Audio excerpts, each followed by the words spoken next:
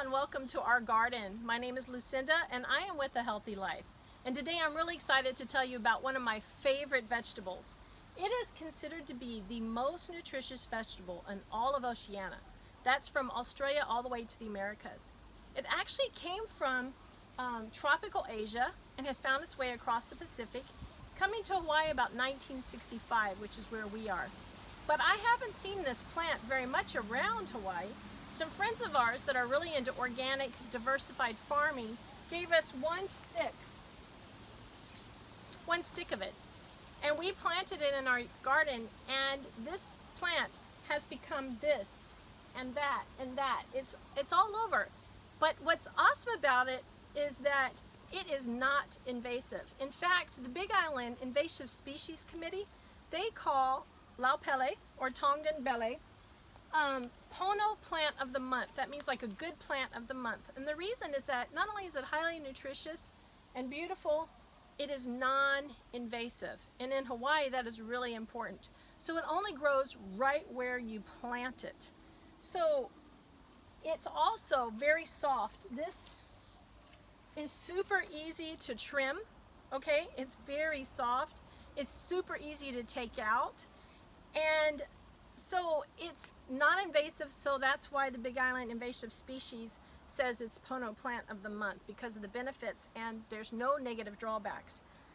One of the wonderful things about having this in our garden is that in Hawaii, buffalo grass, guinea grass is a plague. I mean, it grows everywhere, and when it grows up, it's kind of sharp. It's really hard to dig out. You have to dig it out with a pickaxe often. It's very invasive, and so if we clear an area in our garden or on our property, if we don't plant something there that's going to keep the buffalo grass down, the buffalo grass will take over. So what we found is that when we cleared an area, we have lots of wood chips. My husband's a tree trimmer, so we have an endless amount of wood chips. We'll put wood chips down, but then we plant our Lau Pele, and we use it for shade, we use it for windbreak. Right now, over here, I have my lettuce garden. So this is part of the shade and the windbreak that we have to protect our lettuce garden. Okay, so the Lau Pele will keep out guinea grass, which is awesome. Then when we're ready to plant that area, all we do is just dig it out, pull it out. I mean, you can just do it with your bare hands. It comes out very easy, and then that soil is beautiful to plant in. This plant is also, it's a perennial, which means it'll grow on for years, which is wonderful because perennials are so much better for our soil and our land. It gives to our soil rather than taking away. And so this plant will grow for many years, but they recommend that after 2 or 3 years that you already have some starts. So when this plant starts to get big, we just take off some branches.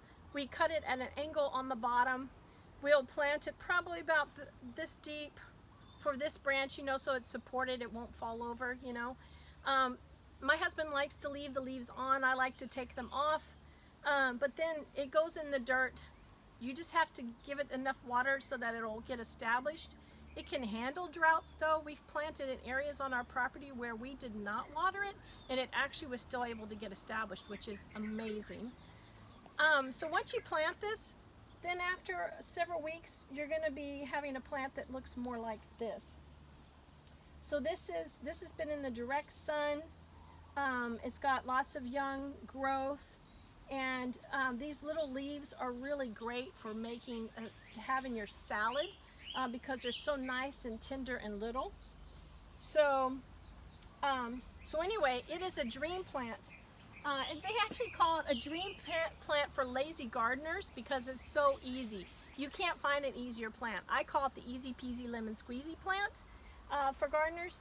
And also, I've heard that this is really great for anyone who thinks they have a black thumb, because if you can't grow this, I don't know what to say. It is like the easiest plant on the planet to grow. So having said that, it is also in the hibiscus family. It's considered an edible hibiscus, but it's in the okra genus. And the reason why it's in the okra, well, not the reason why, I can understand why it's in the okra genus, because the name slippery cabbage gives you a little bit of a clue to that. when you cut this, or if you were to crumble it up, it will feel slippery. But there's ways to prepare it that will minimize the slipperiness, or that okra kind of gooiness that you might get. So it has both the relation to the hibiscus and to okra. I don't know if I said, but I'll say it again just in case I didn't, that it has twice as much protein as spinach. It's high in vitamin A, vitamin C, minerals, fiber, zinc, and calcium. So very packed with nutrition. In fact, the American Samoa Community College worked with the community to help them with the problem that they had. They found that they have super high rates of obesity, diabetes, and heart disease. And so one of the things they did is that they provided education and cuttings like these. They gave them out to the community, told them how to grow it, then they showed them how to prepare it so that they could have this as a free, highly nutritional, highly nutritious, readily available source of food in all their yards. So there was a real push for that, just to show you how important that is. And we actually are kind of on that mission. All these started from one. We have them all over. As my husband can show you, this beautiful plant here, over here, we've got them all behind him. And in and around that, we have other things growing, okay? Wherever, you know, like at any point, if we decide, oh, we want to use this space, we can just pull this out and get our bed here, because we have these growing all over our property. So, so let me talk to you a little bit about the fact that the conditions. It can handle a wide variety of conditions. It can handle direct sunlight, it can handle shade, it can handle half and half. But if you do grow it in a place where it's in the direct sunlight, like we have here, on really hot days in the afternoon, you'll notice that it wilts. But that's okay. It'll perk back up. As long as it's not thirsting to death, it'll perk back up. It does like water, but it can handle droughts. But if it floods, it could kill it, like it kills most plants. And it'll thrive more if it has, you know, a decent drink from time to time. Okay? Also, one of our successes, because when I read about Lau Pele or Bele, they say you need to fertilize. Well, you know what? I have to say this. We don't fertilize in our garden. It's not that we're opposed to it or anything. It's just that so far we haven't needed to, because we use wood chips. We use wood chips to make our compost, to make our soil, and then we use wood chips on our pathways and on top of our garden. So we haven't found the need to fertilize. But if you're in an area where your soil's really poor, you might want to consider putting some wood chips around it. You might consider natural fertilizers. But we personally haven't had, I mean, our plants, people say, how come your plants are so healthy? Our secret is wood chips. Wood chips that we make into compost, make into soil, and use around our garden. So that really feeds our plants really good.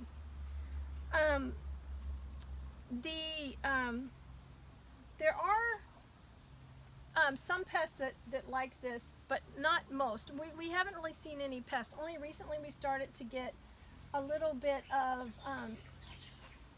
the leaves having some holes in it. It's not a problem. If you do, you just break it off and you're going to get new growth there. So if you want new growth on a plant, you just break off the leaves and baby leaves will show, like these right here. These little baby leaves started growing here. You'll get more of that. And actually it's nice if you even break off some of your leaves so that you can get smaller leaves to grow, because those are great to eat in salads. Okay, so like these right here, these little baby ones right here, great for salad, and they'll just start growing. So anyway, also one of the beauties to this is that we have a problem with pigs on our property. We have 3.5 acres here, but we don't have 3.5 acres fenced in. We only have maybe a quarter of an acre fenced in right now at this time. So most of our property is not fenced in, and we found that when we plant trees or other things outside the fenced area, we have a lot of pigs. We live next to a green band. where the pigs will just come in. They don't bother this. They'll root up other things that we have growing in our in our property, but they will not bother this. And so that's amazing. We had a whole area that had yucca or cassava growing. Unfortunately, overnight they uprooted the whole patch and ate it. But they do not uproot and eat this. So that is an amazing thing. So that's something to also keep in mind. So when you prepare this vegetable, there's some things to keep in mind to help you, okay? So if you go to harvest it, what I do is I will break off, just like this. I will break off the leaves and I'll carry them home like this. You can put them in water if you want to help them not wilt.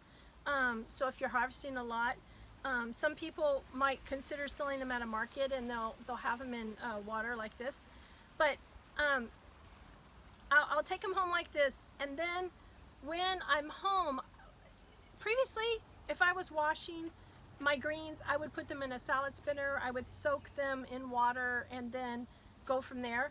But with this one, it will encourage it to have more slippery issues if you do that. And when you go to store them, you might see that some of that came out of the leaf. So the best thing to do is actually to take one leaf, you put it under running water, you wash it on the top and the bottom. I would typically then cut it right about here, and if I'm not ready to use it right away, I would store a whole stack of these in a plastic container in my refrigerator, just like that, and then I could take them out for various recipes. If I'm making soup, I would take that stack and I would put it right into some water or broth, water that I'm going to make into broth, or a broth that I would be adding in. And I would take this, and one recipe that I have is these leaves, plus we have some chaya growing in our garden as well. I might add in chaya, mushrooms, onions, carrots, really any vegetable that you want.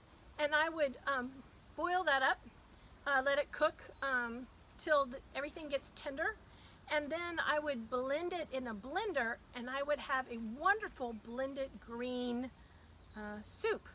Very delicious. In fact, one day I had some leftover like fish scraps from a fish that I had filleted, and I had these fish scraps, so I boiled a little, I boiled that in some water and made a fish broth. So the second day I added the green soup with the fish broth, and my husband said it was the best soup he'd ever had, which really means a lot. So I just want to tell you, this is really delicious. I like it more than regular spinach for sure. So that's one recipe that you can make, would be a blended green soup. One of our other recipes that we love is, it's called our hummus, Lau Pele hummus wrap. So I would take maybe 1 or 2 leaves, and I would put in here, especially if you have homemade hummus, but store-bought hummus is fine too. So hummus, shredded carrots, purple onion, maybe some mushrooms, fresh herbs, basil, whatever that you want in here, and just wrap it up. And you would eat this using this instead of a tortilla. Also, in other parts in the Pacific, they'll take this and they'll wrap fish in it. They'll have onions and coconut milk or coconut cream, and they'll cook that, and they'll do that as one of their recipes. There's just so many ways that you can use the Lau Pele. So yeah, that's why everybody should be growing it. Okay, so I think I've covered just about everything. I've covered the fact that pigs don't get in it, how to propagate it. I think I've covered the bases. So anyway, I hope that you will consider growing. Oh, and there's several different types. This is one type that has a red stem and the big leaves, but there's actually several different varieties with different leaf shapes. So this is one that I've seen in Hawaii. I don't really recognize the other ones in Hawaii. And other places like Samoa and Tonga, you'll be able to find various, and probably Asia, various leaf shapes. So if you're here on Kauai, we'd be glad to share with you some starts to help get you started. And it's good to see you. Thank you for joining us. I hope if you like this video that you'll like it.